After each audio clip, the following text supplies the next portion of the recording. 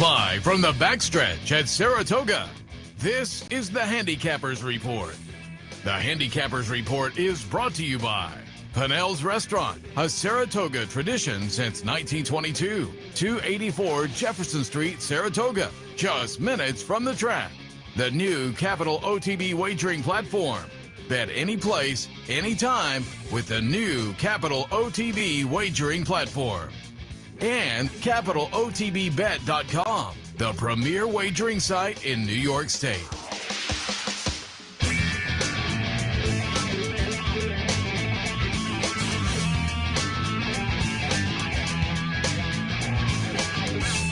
Good morning, ladies and gentlemen. Welcome to the Handicappers Report, coming to you live from the backstretch of Saratoga Race Course alongside Seth Merrow. I am Anthony Mormino on another very pleasant morning. There are some clouds. There's not quite a nip in the air, but it kind of has an autumnal feeling this morning as we are on Travers Eve, New York Breeders' Day today. Good morning. Good morning. That is not a set. That is a gifted tie. I would bet the Sun's 529 account. It is a good-looking tie. Thank you. Very good-looking tie. I try when I come in here every morning. So this year, Seth Merrow has actually made the pre-production meetings on the set. Usually he makes the first break. But today, of all days, this was the day. I know that Seth's father grew up in Maine. I know a lot about Seth. His brother was in the Air Force, right? Air Force, Yeah. right? But today, I learned, you know, they always say you only get one line in history. Seth's line is complete. I beat, Donkey Kong? Donkey Kong. This is the greatest unraveling of truth. And he wrote a book to let you know how he spent his early 80s. That is tremendous. He just said it like off the cuff, and I was like, let's go on the air right now. He beat Donkey Kong. And he wrote a book about it. But the book didn't get published because I was just too late with it. That story. What's everybody? I'd like to see the book that beat you to the punch. Did you ever check out the book? A couple of the publishers said yours is better, but we're putting another one out. I want to make it no. I didn't come in talking Donkey Kong. No. He did not. That's why I was like, he just said, he goes, you know, and then you guys said, have you jumped at? Were you a video game player? And I said. Right, but no, he didn't come folks in. don't remember there was a book really popular, How to Beat Pac-Man, and so that book came out and became very popular. And at the time I was playing Donkey Kong, and I said, well, I can beat Donkey Kong, so I put a book together and sent it out to a bunch of publishers, and a couple of them were like, oh, yours is better than ours, but we already have ours in the pipeline. This is great stuff. Now, how long? Stand under the ladder, let the barrel go over, comes down the ladder, you go back to the ladder, you go up, bing, bing, bing.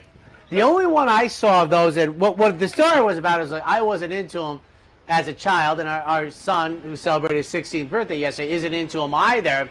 And that's what we were just talking about. But how long did it take you to beat it and make the note? Like, I mean, did it just pop up to you like, hey, if I try this, this always works out? I mean, that's... Yeah, you have to, it's trial and error. Okay. And eventually you figure, and boom, boom, boom, and then... Now, the one that I do remember about 1982-ish was the Rubik's Cube one. Now, what's funny is in the ensuing years, there's been YouTubes and everything. Our son did it in like 23 seconds one time. I'm like, that's ridiculous. I used to know how to do it. I was like, he took it, and he just went, I thought he was going to break his wrist. He just went, here you go. I was like, that's yeah, stop, if you watch stop. YouTube too, there are people who do it while they're juggling them. And oh yeah, it's bizarre. Like I said, but my used to know how man, to beat it, but 40 years ago, beat Donkey Kong. I had one of the first Pong games, which was kind of a home version of Pong. It was called the Odyssey, if I'm not mistaken. But it was kind of, it wasn't as good as the pro setting. It wasn't as good as the arcade version, because I guess they couldn't figure out the technology to make the ball randomly go. So you had a controller that controlled your paddle, but then because the ball wouldn't randomly go, they had another knob that would put a little English on, so you could have it come off. You controlled that once it hit your paddle. Yeah, your so you shot. control that, and then you just go like this, and the other guy couldn't. Now, if I remember it was correctly, a quick. Pong had two settings, right? Pro made your guy smaller. That may have been the upgraded version. Okay. This first version was a little. not. So that's what we learned today. That my man wired that guy. And I have to tell you, I remember kids. That one very much interests me. I love the setup, the visuals of that. That one interests me, but I never played it. But another one. I was out of Syracuse University. You got the manuscript? They had it. You were saying that. It would be hard pressed to find it. I think it's probably long. Because now we could self-publish and it'd just be a riot. It'd be fantastic. Right, yeah, we'd be in for like $800 for entertainment. Maybe I should look it up. I think you But one of the ones. Everything's retro. My hand got bad. There was an arcade in Syracuse when I was there. The football game with the roller. That was funny. I was good at that too. The genesis of all this was one of our outstanding directors is going to have carpal tunnel surgery, which we're hoping for absolutely the best after the meet. And we were just talking about things about, the type of activity they used to talk about receiving it. And with spreadsheets, and I've long time been a typer, and I was very aware of that as a possibility. And then our on-site director said the video game players of the early 80s and since were, and that's how it evolved that I now know. He wrote a book, How to Beat One of the Great Video Games of All Time. Who knew? I could be a published author if I was like 2 weeks earlier, maybe. It doesn't have to be past tense. You have to either. Listen, if you can't find the manuscript, Seth, we got about 10 days off from Naira Racing. If we can get you back on the game, you can relearn. It'll come to you after about a day of how you beat it. You can write new notes and go forward. I think it's easy nowadays. Those games are, I think, very retroly popular with the set. They might have updated them, but that's... You mentioned one that I used to like too. I used to like Missile Command. Missile Command was...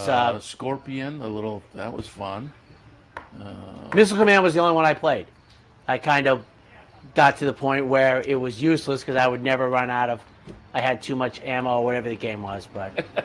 it was a lot of fun. Space Invaders, of course. Space Invaders. I will say that... Space Invaders I thought was awesome. I played it at a bar or two, and I would have liked that. I could have played that at home if I had gone in the home video game. But yes, something new every day. But racing today. But yesterday, just a couple quick things. You had a good day yesterday. Thank you. I told you. And you and I both would have had. Yours would have been much better. I would have been very happy. Dripping Gold.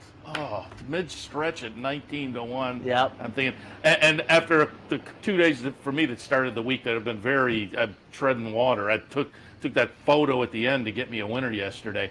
But Dripping Gold would have helped things out at 19-1, and I thought, like I say, mid stretch, and then it's we're trying to get there.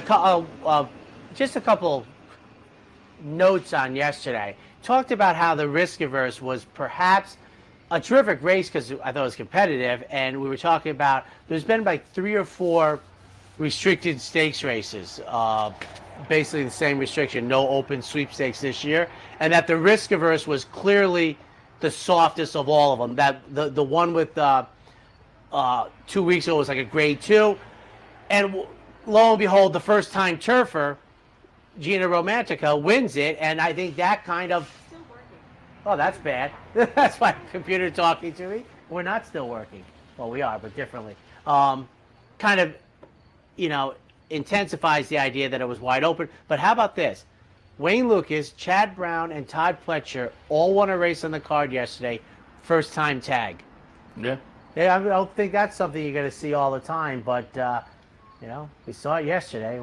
I don't know when we'll see it again. I mean, that was another race where, because I like Faith in Humanity, though, which ran second there, so that was another one that was a little bit right there in our wheelhouse, almost. But so an interesting, great day for Flavien Prat, Chad Brown yesterday. So and David Aragona parsed out his data even more so that now Flavien Prat was his great day with his turf ROI is actually in the black when you separate turf and dirt.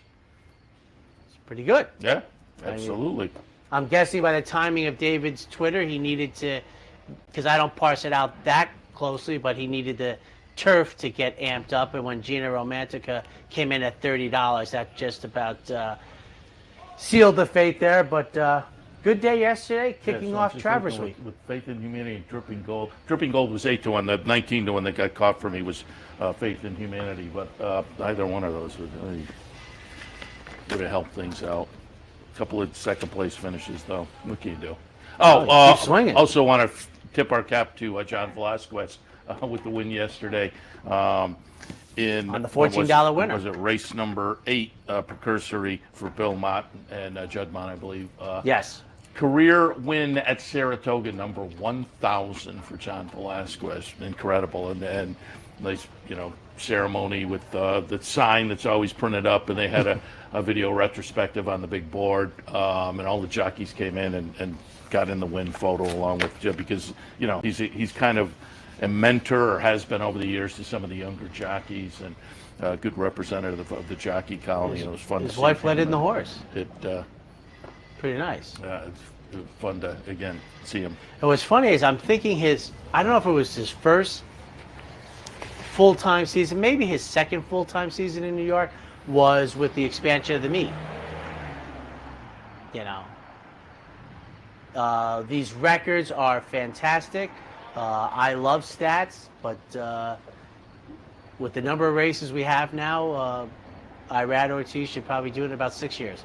A little more than that, but I think John, the meet started extending, and it's so long ago, I'll just repeat it. 1991 was the first year we ran 5 weeks. 3 years later, we ran 5.5 weeks. I think 2 years after that, we were running 6, and now we're at 40 days. So you can do the math, but 1,000 wins. Well, it was nice to see Judd Mott colors and Bill Mott runner. So it wasn't, and it was nice. That was a $14 winner for the good guys. So that's it. I think it's time for the DePaula. Oh, you have any numbers? You see at the attendance? Attendance yesterday, 24,900 plus. And the beat goes on. Going by the backstretch here this morning, I think today is going to kind of knock it out of the park. The lot next to us, typically I don't think is that full this early in the morning, but they're already kind of jammed. This there. is I waited it. in a little This is bit of a Travers line, Week. and so it looks like it's going to be a really nice day weather-wise. Well, there are some storms predicted for the afternoon. Tomorrow is going to be knock it out of the park, it sounds like, but there might be some storms rolling through in the afternoon. Right now, gorgeous. Which is, that's if you have to have it one way, that's the timing you want. I remember the one year in '87 when we were going to run the Travers for the first time for $1 million. It was basically beautiful the entire meet, and then that day comes and it's a Noah's Ark moment. You're just like $1 million race. But we'll see. We'll see that today holds out for the good guys on New York Breeders' Day. Time now for the DePaula Play of the Day. When you think trucks, think DePaula. Save this week. Drive Silverado, just $369 a month. Yes, $369 a month. Then come join the family for value. Just visit, call, or click. So come join the family and think DePaula for all your automotive needs. Hello everybody, Kevin Cox, the Brooklyn Cowboy here with your DePaula Play of the Day from beautiful Saratoga Race Course on Travers Weekend. We've been giving you our Play of the Day on Fridays and Saturdays throughout the meet. And thus far, through 16 selections, we've hit the board with 13 of them, making some money for our bankroll team. As for today, we're going to look at race 10, the featured race, the West Point Stakes for New York breds, and the number 1 Therapist. This is one half of the uncoupled Christophe Clement entry with City Man, who we had last time out at double-digit odds. And we like Therapist today for some of the similar reasons that we liked City Man that day. The foremost of which is that we think he's going to be overlooked in this spot. This one hasn't won a race in quite some time. As a matter of fact, has only gotten his photo taken once in the last 26 months. But we like that he's 3 for 8 off the layoff, 2 for 3 when breaking from the inside, and 5 for 14 with Irad Ortiz in the saddle, and he comes back aboard today. There are definitely some things to like here. What's going to be a pretty decent offering. So once again, the DePaula Play of the Day, race 10, Therapist, number 1 from Saratoga Race Course. And we'll see you at the races.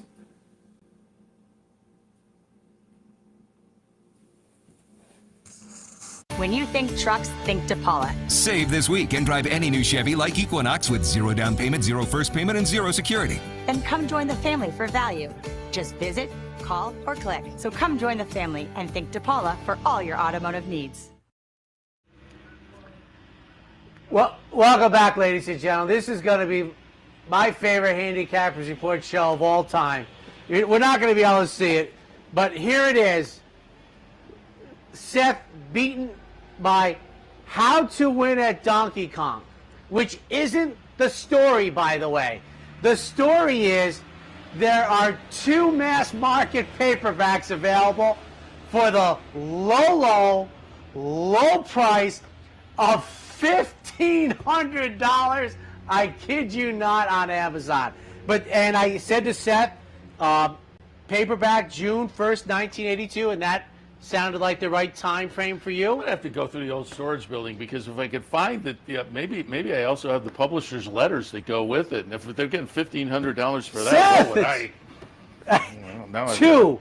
This is what it says. Those familiar with Amazon, when it says mass market paperback $1,500 under it. 2 used from $1,500. So that doesn't mean the second one is $1,500.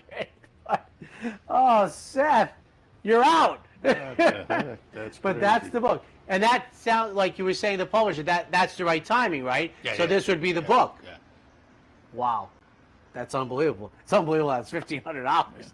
Because it doesn't even quantify that it's pristine condition used. It's like, we got 2 used ones. They're, dog-eared and all this, that, but there you go. That's the best. That's, boy, thank goodness for Google. All right, it's New York Breeders' Day. They started this a couple of years ago on the Friday. Heck, we can go back. Fridays used to be the personal ensign. They moved some things around, but this, the New York breed seems to have found a spot on Friday, and let's kick it off. In the opener, 2-year-old fillies, state breds, seeking the ante at 6.5. Bill Parcells up here with what Go Big Blue. It was more than that. There was another word. It was like Go. No, Go Big Blue. Go. But I thought there was 4 words in it. I don't think so. I think you got it. I think you nailed it. Regardless, that one won nicely the other day. This one won earlier in the meet. He had another first-time start that ran a good second. So he's had some very nice 2-year-olds up here. And Bill Parcells is August on farm. Maple Leaf Mel wins on August 10th. They turn right around 16 days later and try this stakes race, and why not off of that big performance with the number and the performance? I'll go in that direction. 3, 5, and 1 for me. Miracle, a nice debut winner, as was Song Parody. I kind of could have gone either way with these, but Miracle did have the win here over the track back at the end of July, so it tilted slightly in that direction underneath. But again, it's going to be interesting to see if Maple Leaf Mel can kind of go, put a couple of nice efforts back to back and get it done for Jeremiah Engelhardt and Bill Parcells. I have a 3, 5, and 1. I took a flyer in this race. 2, 5, 3 for me, and I do think the race goes through the 3 and the 5. But and listening to Travis Stone call the most recent effort of my top pick, Le Bon, it isn't Temps. Let me tell you that much, folks. Tump or whatever it is, let the good times roll. Norm Cassie's runner makes the 3rd career start. The last race, the Open Company Listed Stakes race, the 2-year-old filly debutante down at Churchill Downs. The winner was 9-5 every step of the way. An easy 21-2 opening quarter mile. I think many folks have mentioned this, and it's in the Equibase charts. I think the run-up for the 6 furlong teletimer at Churchill Downs is 120 feet. My point is their opening quarter miles. 21-2 is not eye-popping, shall I say. I thought it was actually an easy, almost soft pace, and I think my top pick really had less chance, and I'm just hoping that, it's a wake-up moment at 6.5, and that's my pick. For second, I went for Miracle, who's had 2 sharp workouts since the sharp debut, winning by half a dozen at nearly 15-1. And for third, Maple Leaf Mel, who was 4-5 on the morning line. 253, kicking it off. All right, we will move on to race number 2, State Bred Maiden Specials. They are going 3/4 of a mile. 3-4, 1A for me, and Photon is my top pick. Kelly Breen's runner makes the third career start. Improvement on the second one. One more leap forward with Jose Ortiz. I think we get the money for second. Right next on the starting gate, number 4, Funny How, which is clearly a line from Goodfellas, one of the great scenes of all time. Second career start for this Ray Handel runner. Ran better than odds on debut, almost 10-1. And for third, I have the 1A part of the entry for Christophe Clement, who lighted up the board yesterday. 3-4, 1A. I have a 3-1 entry, 4 and 7. I put Photon on top for Kelly Breen. Just, the buyers just seem to have an edge on this bunch, particularly the one last time on the move up to Saratoga. So I'll tilt in that direction. Second spot, I'm going to use the 1 entry. I'm probably a little more enamored with the 1A, but I think on a best effort, Can't Hurry Love, the plain one is right in the mix as well. And again, on the buyers, they're probably second best. If Photon can get back to what we saw in that last start, and being lightly raced, you just don't know exactly. And then Funny How in the third spot, little Joe Pesci there from Goodfellas certainly goes out for Adelphi Racing, and I'll have Rich Cristiano from Adelphi on in the 10 o'clock hour. They have some horses coming up, and we'll talk a little bit about that and more. But again, always like to mention when we have local owners involved, and Funny How one of those coming off a decent little debut effort that I think is a good foundation to move forward from. And I think if this horse does make a natural progression forward, that horse is squarely in the mix also. Second race, 3, the 1 entry, 4 and 7. Third race on the card, 3-year-olds, State Breds on the dirt, going 1 mile and 1/8, the Albany. I went 1, 4 and 3. I thought Price Discipline probably is making the right move after, progressing logically. Maiden Breaker in debut, second place finish, close up miss in a non-winners of 1, and then broke through the non-winners of 1 up here at Saratoga last time. So again, now makes that logical progression. Let's try this 3-year-old New York bred stakes company. Barisi has shown some ability, obviously winning the New York Derby. They were high on this one enough to try the Ohio Derby and the Wood Memorial versus Open Company. Didn't run badly in those races, but again, back in against State Breds today. Interested to see where the betting public goes with this one already having that stakes winning experience as compared to Chad and Klarovich, who will take a lot of action just because of who they are. Price Discipline I'm talking about, but I'll go with Price Discipline slightly over Barisi, and then Montebello in the third spot off a good try last time. Moves into the Pletcher barn and might wind up being dangerous, but I have it 1, 4 and 3. And we're probably not going to be helped by the fact that Flavian Prad had the great day yesterday. He has the mount on Price Discipline. One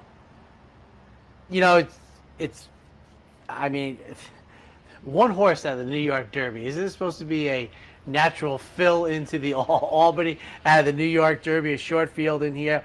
I just thought with the short field and down inside that Price Discipline would have a very slight edge on Barisi, who I think is the horse to beat in here. David Aragona did not agree. He made Price Discipline actually the 7-5 favorite, with Barisi being 8-5, making the second start since the Ohio Derby. But one on debut, Price Discipline beat winners in the second try versus them, and now takes a step up into stakes action. I don't think it's that big of a step to.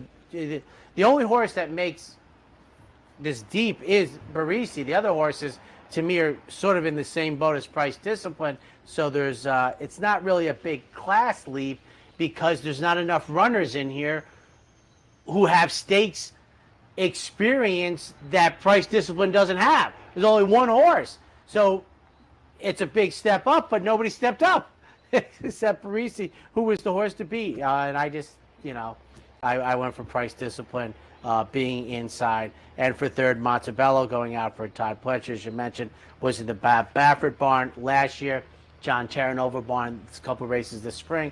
But 1, 4, 3. And we had talked about Best Idea the other day when that one ran, and I was just looking again to verify the went out for Pletcher and Rapoli and won the $95,000 allowance race, and we were kind of looking and thinking, what's the purse at, $250,000, and looked pretty good the other. I wonder if they regret not waiting to track. Now that one was a mile on the dirt. This is a mile and an eighth, but still, for $250,000 in the way he ran the other day. You didn't, we talked about it at the time, so it's not Monday morning quarterbacking that, we had so much to cover with Todd yesterday. You're just like, like you said, a New York bred going for $250,000 is not an everyday thing. Take a quick break. When we come back, more on New York Breeders' Day. A day at the track isn't complete without a night at the Horseshoe. Great food, hot music, and cold drinks. So why go downtown when all the action's just across from the track? The Horse at the corner of Nelson and Gridley.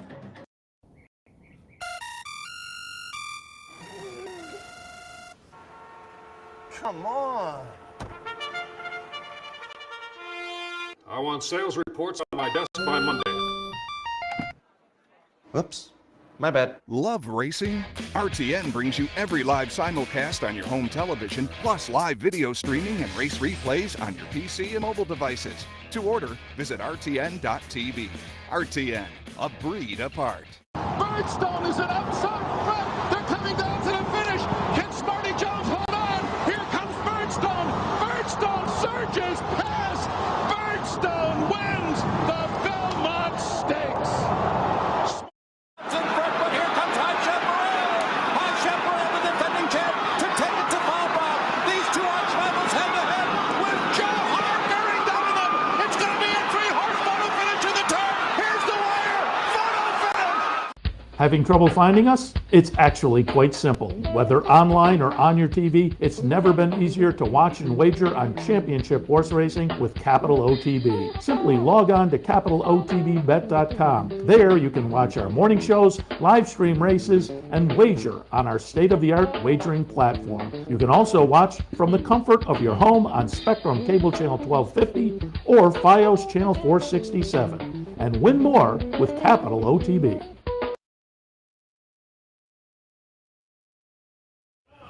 Welcome back to the Handicappers Report on this Friday morning, New York Showcase Day, the eve of the Travers. Coming back from the break, that means a play of the day with the Dark Horse play of the day. The smart bet is always the Dark Horse, brought to you by the Dark Horse Mercantile, 445 Broadway, downtown Saratoga. They also have their nice store right up the street, Impressions of Saratoga. Recommend stopping by either or both. Tell them you saw them here on OTV. Yeah, you stopped by the Dark Horse. Young one and I enjoy the visit? We did. They were a little busy. I would have, stopped, but they were busy with other customers, so I didn't want to bog them down because it was kind of like probably peak time of day for shoppers. But young Anthony and I, we spent the day, second time in my life, in the town when races are going on, and I'm not at the track, but turned 16. He's been the event of our life, so I didn't miss it. But it does still strike me funny. I'm like, there's racing going on, about 1,200 meters apart. What are you people doing? Yeah, it's all down there. Dark Horse play today, race number 9 today. I had a few and yesterday. Did I not say it yesterday? I said I'm between two horses. Well, it's on the Twitter world, so Dripping and Dripping Gold, and then the horse I picked, and the horse I picked. First timer, you're always, there's always a point in the race where oh yes or oh no. Oh yeah, no, that was the point. I know that Dripping feeling. Gold comes in and runs second in a nice place and show. So I kicked myself yesterday. And again, today I have a few that I could have gone with, but I landed on the number 1 horse in race 9, Perfect Munnings. Todd Pletcher runner, stepping out of allowance company. Clearly they had some high hopes for this horse early in the career and kind of lived up to him with some stakes, a stakes win early on, some stakes placings. Certainly this year, or at the end of last year and this year, hasn't been quite as proficient, has been facing some allowance company, however, and now steps into an optional claimer for the tag. The last workout got a pretty good rating. Luis Saez on board, 12-1 on the morning line. And as I say, there is some back class here that makes Perfect Munnings very, very intriguing in here. So I actually have Key Point on top, but when we handicap later, you'll see the Chad Brown runner. I give that one a little bit of an edge, but I have Perfect Munnings right underneath at a 12-1 price. Also note, and I love these year-to-year things. They don't always work out, but do note last year this horse came off a March layoff, came up to Saratoga, and ran arguably the best race of the career. Now comes off a June layoff and comes up to Saratoga. We'll see, but I'm going to take a little shot. Dark horse play of the day today, race number 9, horse number 1, Perfect Munnings. So we'll see how that works out. Brought to you by the Dark Horse Mercantile in downtown Saratoga. Very nice shop. Get yourself over there. You'll enjoy it. Just a quick note, and kudos kind of the fans. And yesterday, I talked about in race 3 yesterday, St. Joe Louis, who I just, as I said, first off, I can't remember a horse who has lost 4 consecutive races at odds on every time. And I just felt that that's not where he's supposed to go. And it doesn't matter that Royal Spirit, who I liked, won it almost 4-1. That's not the point. Was I just was like against this horse on principle. Well, the point of the fans is he went off at 5-2, lost again. But I was glad that they didn't go hog wild. And honestly, St. Joe Louis would have been somewhat attractive at 5-2 versus, my goodness, how many times. But we're just sitting up here and, someone asked me, they're like, well, what do you mean you kind of sit there and you go, you just don't think, you're supposed to pick this horse on top? And I'm like, but kudos to the fans who actually let him go up to 5-2, which I think was warranted off of that. But I think there's a horse like that almost every other day where you're just like, and my one thing is go against them and it'll work out. But I never thought he'd be 5-2. I thought the people would go for him. And I looked it up. I think he was scratched on opening day, and he was a short price then too, and etc. But kudos to the fans who did not go hog wild, and they were, he lost again, or he didn't win. All right, 4th race this afternoon, State Bred Maidens. These are 2-year-olds. They will go 7 furlongs. 483 for first-time starter, Culligan, Justify, who didn't run in the Breeders' Cup, and Bar Gold, who did run in the Breeders' Cup at Del Mar. I was there. And Unique Bella was a short price. He ran off the board. And I think Bar of Gold might be a top 5 all-timer in mutuals. About $130-ish. Just shocking result. I think the Super might have been $250,000. It was wild. Christophe Clements ran 8-5 on the morning line. So I'm guessing David Aragona has either seen this horse worked or heard about it and can run with Joel for second. Number 8, Michael. It's a first-time starter, so I'm going with Lays, right? I would go with that too. Yeah. Michael Lays. Mike Maker sends out this runner with Luis Saez. Yes, it's one turn. Yes, it's dirt. And for third, number 3, Boss Jim, second-time starter for Carlos Martin, who I think Supersonic, who won the opener yesterday. One of those skeptical, paid this much money but running for a short price. Carlos Martin, I think, claimed him out of the Robertino Diodoro barn, so he didn't get through. He did get the win, but that was a 4.83. I have it 4.8, 10-2.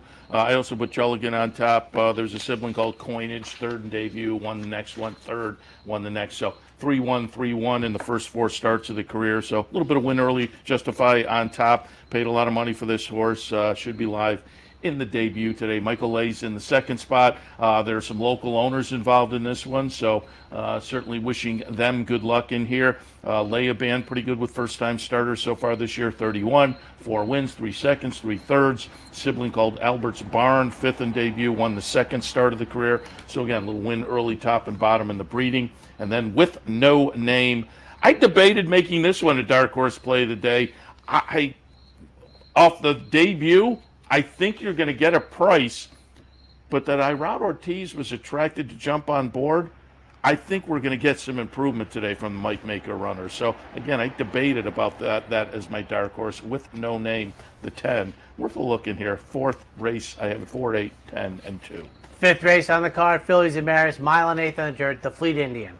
1, 2, and 5. When we had Todd on, I said to him, "This is an angle I like quite a bit." And he was kind of, I'm not sure how the distance is going to work out, but I always like horses come back from a layoff, a couple of sprints, and third start back they stretch out. That's the case here. The first 2 starts, those sprints were 2 nice wins. Now steps into stakes company. I think this horse could be very intriguing at the 4-1 morning line, which we'll probably get because Fingal's Cave is the deserved favorite for Dave Donk.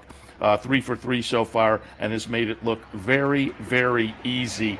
I may kick myself that I went against this one because this is a really, really talented runner. Clearly the one to beat in here.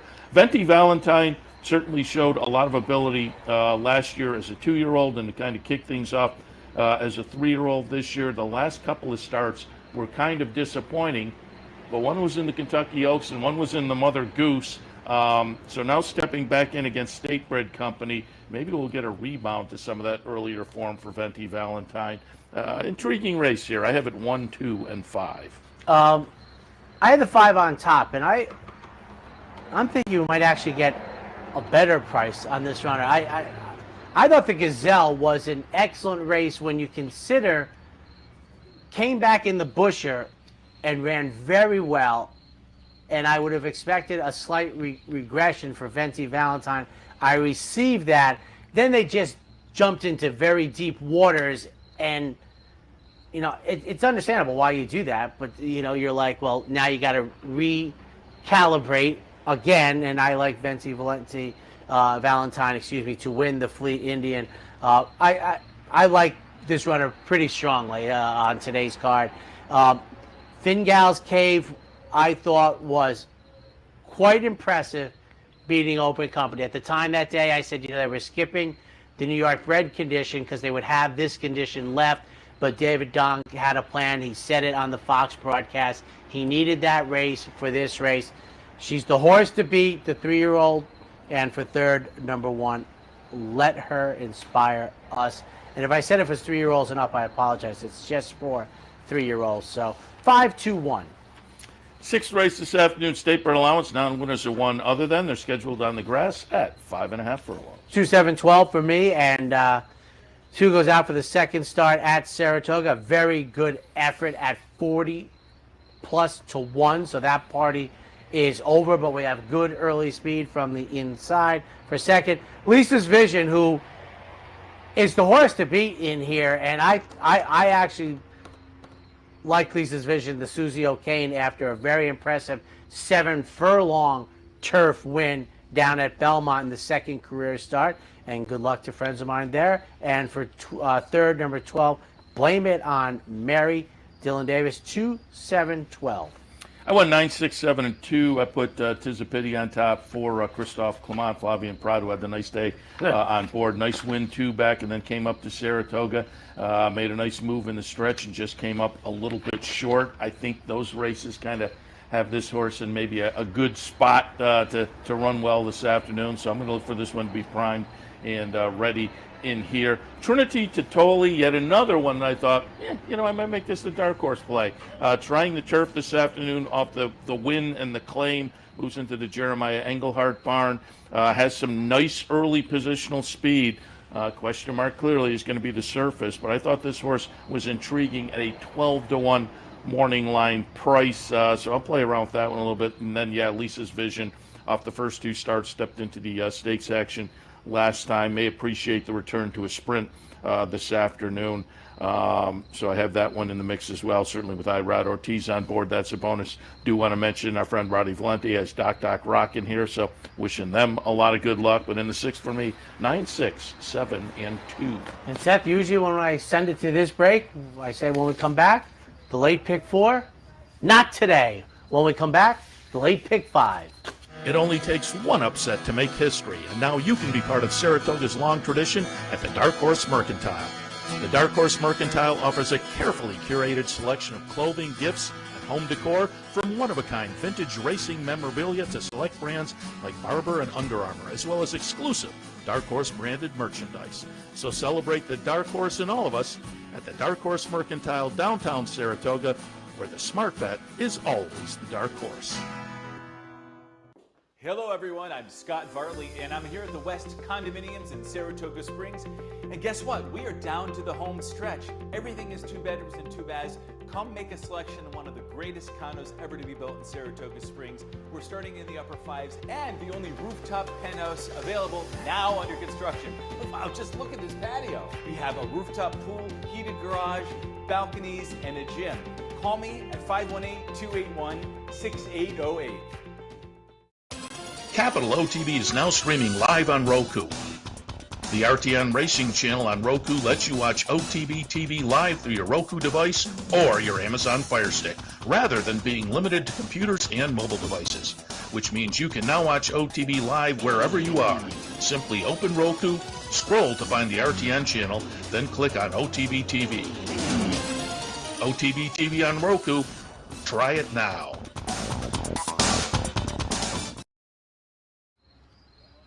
And welcome back, ladies and gentlemen, the Handicappers Report alongside Seth Merrow. I'm Anthony Mormino in front of Claire Court on the backstretch at Saratoga Race Course, day before the Travers. And I think, Seth, for people of our generation, we kind of think of Fiorito for the New York Breds, but I think of the next generation after that, Funny Side will be the name that first comes to their mind when they think of New York Breds, and it's the Funny Side, 2-year-old state breds going 6.5. 5, 4, 1, and 3 for me. The sibling to Frenzy Fire Andiamo, Frenzy. Good-looking debut, living up to the breeding down at Belmont against State Bred Maiden Specials. And off of that, they thought, let's go against some graded company in the next start. And they tried the Sanford, finished third behind Most Strike. It was a decent effort. Again, second career start, open graded stakes company. Now they move back in against the State Breds, and with that breeding and what we've seen so far, probably does have the edge on this bunch. But again, we had Todd in the other day, and I said Donegal Surges. I thought that was a pretty good looking debut. Now, people are going to look at the buyer number and they're going to think it's a little light compared to the top pick, and it is. But it was the first start of the career, wins by daylight. It's hard to know what is the upside potential here. Yes. I think Donegal Surges could be very, very interesting and potentially very dangerous in here. Similar for the Clement runner Acoustic Ave, who also won in a impressive debut right up here at Saratoga, with, again, a number that's maybe a little bit light compared to the top pick. But these horses are lightly raced, and a lot of times that biggest buyer improvement is start 1 to start 2. So I wouldn't be surprised to see either of those run very well and maybe give the top pick all he can ask for and more. So it's an interesting race, but on what we have here on the page, it does seem to go through the 4 to 5 favorite, 5, 4, 1, and 3. And I had the same pick. So I'll do 4, 5, 4, 1, 5, 1, 4 for me. One thing I'll say about Andiamo Frenzy that I fancy here is, I think when they run a big buyer speed figure in their debut, which in 80 is big for anybody, open company, etc. I know we've had some remarkable other ones, but trust me, 80 is very good. I expect a regression. The number is just so big. And it was funny because, and you wouldn't get in this day and age too often, but let's say the Sanford had been his third race. He would have gotten the regression out of the way, and he would have run, I believe, finished better in open company than he did. He's had 2 very sharp workouts since the Sanford. I couldn't get past him. Acoustic Avenue from the inside, won on debut at 3 to 2, and then Donegal Surges. Now you're right, when they run buyer speed figures to win at a 59, you certainly expect improvement out of that, or I think you're right to expect improvement. 5, 1, 4 in the Funny Side. Yeah, and I'm just looking at the workout report. Those last couple of workouts, got good grades from the DRF clock. You can see where he's almost thinking, obviously eating it up, because his Sanford was, all things consideration, a sharp debut, open company, really good. So he's probably really good right now.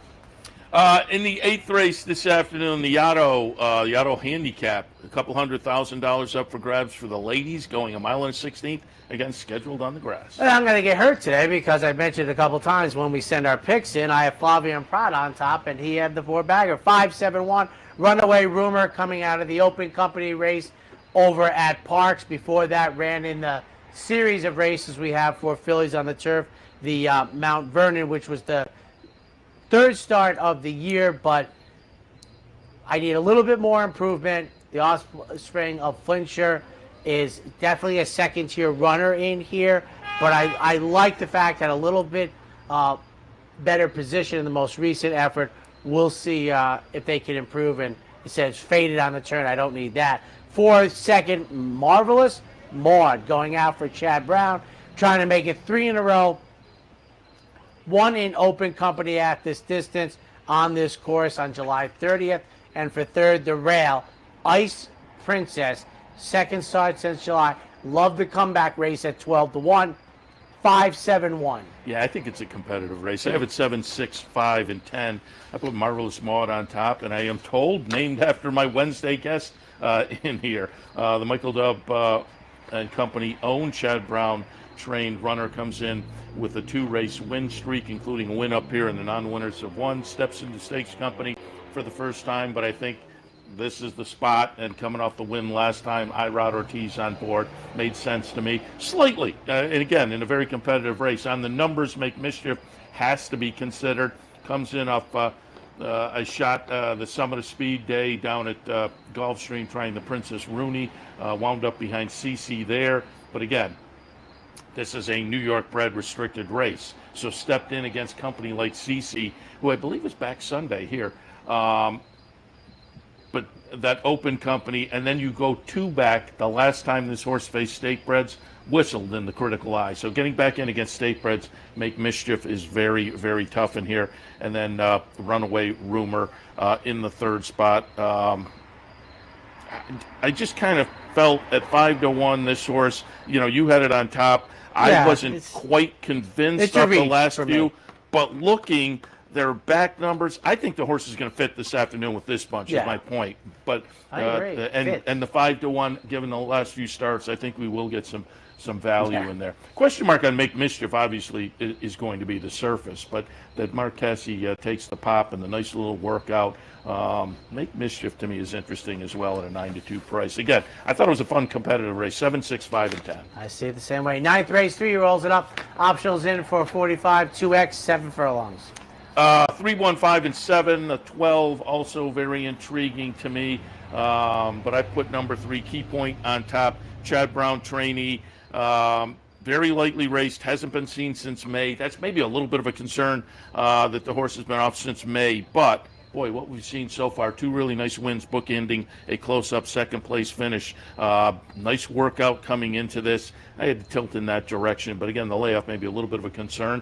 And if it is a concern worth being concerned about, maybe our dark horse play of the day can make a little magic happen. Perfect Money's the number 1 horse at 12-1. Talked about this one earlier. Clearly, they had some high expectations for this and lived up to it early in the career. Stakes winner, stakes placed on the state bred side of things. The most recent races on the page maybe aren't quite as good, but the seasonal comeback was, I thought, one to build on. And as I mentioned earlier, has maybe a repeat effort that we can look at, repeat pattern, laid off a little bit last year before coming to Saratoga and tossed in a very good effort, perhaps the best of the career. We'll see if this one can kind of repeat that at 12-1. Perfect Money's underneath. An advanced strategy in the 3rd spot, in the 3rd start back of the season, and maybe gets back to a better number after a little bit of a regression last time. In the 9th, 3, 1, 5, and 7. Key Point off the layoff. You won on debut up here last summer impressively, off a longer layoff. Just got beat on the return to the races, follows it up, 4th start. Has buyer speed figures that are just very positive for this race. For second, Anejo, the 12, making the 2nd start in the Doug O'Neill barn. Just got beat by St. Tappet most recently. And for third, Hoo, that's me, for Jorge Abreu, who we had on last week, 3-12-7.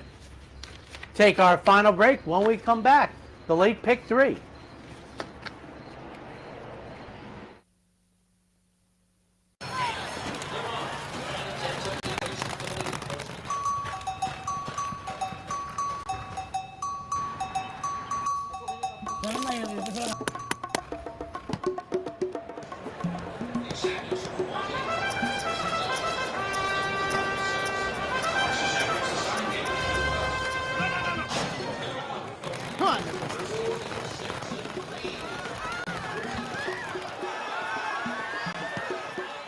No matter where in the world you are, the excitement of wagering on horse racing is just a click away. You'll get live streaming, past performances, race replays, our virtual tote board, analysis and selections from professional handicappers, a simple, safe, and secure wagering platform, and best of all, you get track prices. CapitalOTBBet.com. Bet any place, anytime at CapitalOTBBet.com. And be sure to download our new mobile app from the iTunes Store or Google Play. What if there was a way to become a better horse player, to have a better knowledge of the game, to be more successful? What if there were a way to take what you've learned, what you know, and make better decisions, better choices? In horse racing, knowledge is a powerful tool. Race results and replays, past performances and live streaming, wagering from all your digital devices. Capital OTB. Become a better horse player.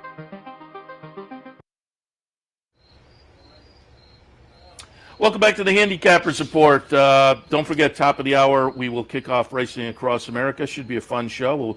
We'll be joined by Ed Messina, who is a pedigree guy, an owner, a breeder, member of NYTHA, and we'll talk. He has one in the West Point later on, so he'll join us at the top of Racing Across America. Tom Law from the Saratoga Special. Friday means a visit from the Saratoga Special crew, so we'll have Tom in this morning. A little review and preview with Tom, and then Rich Cristiano from Delphi Racing will join us as well. All of that top of the hour for Racing Across America. But getting back to the Handicappers Report, race number 10 today, the West Point, $200,000 up for grabs, scheduled again on the turf, 8.5 furlongs. And the 9 in the main body, 7 to me would not even surprise you winning. The 6 or the 8 win, I'd probably shake my head, but the other 7, it's a terrific addition. 3, 5, 7 for me, and Some Like It Hot Brown, who was ran earlier in the meet in the Lure, which was one of those restricted stakes races we talked about, was really closer to graded status, has multiple wins on this surface, draws well for Jose Ortiz, makes the 4th start of the year, hasn't found the winner's circle yet, but I think it's a big day today for number 3, Some Like It Hot Brown. For second, the race goes through the 8-5 morning line favorite, City Man. Christophe Clement's runner ran a hole in the wind on the second day of the meet. That Friday, the Forbidden Apple Open Company at a big price. And for third, Cross Border, Mike Maker, and Kendrick Carmouche exit the Bowling Green for the West Point, 3, 5, 7. Yeah, and our guest on the next show has Sanctuary City in here, ran 3rd in the race last year. I'm going to be interested to hear his take. I went back and forth with Sanctuary City, had it in the mix, out of the mix. Eventually, I went 5, 7, 3, and 1.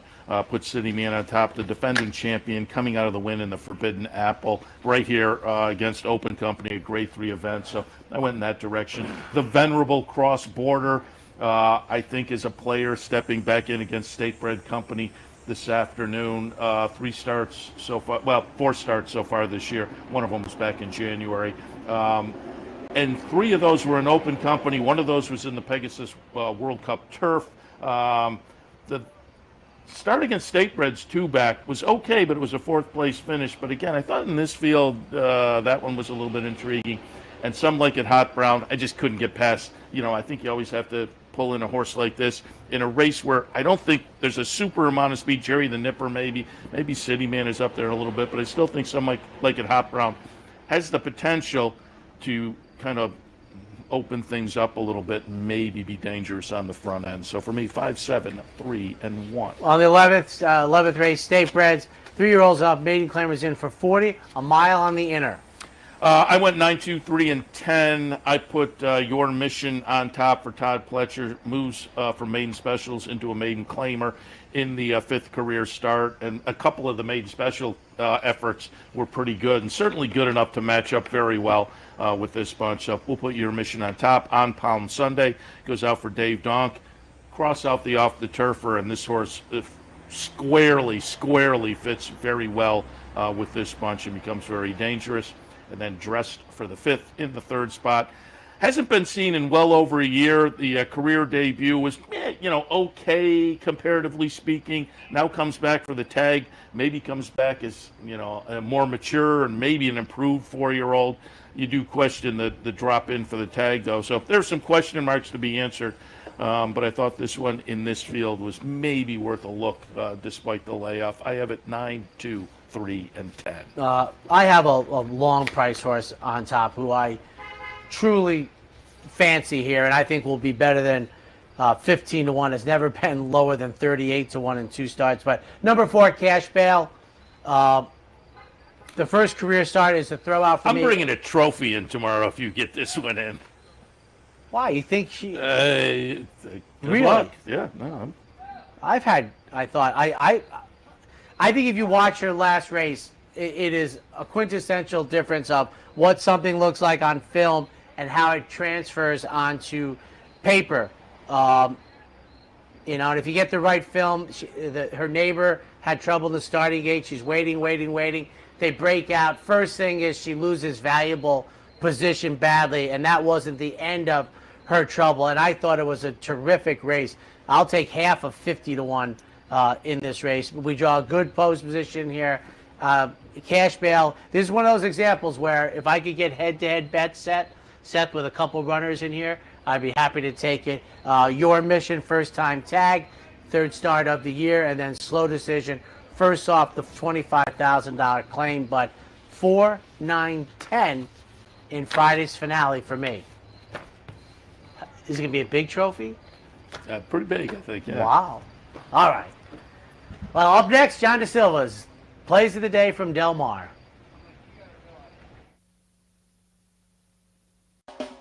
You're watching OTB TV, a service of Capital Off Track Betting.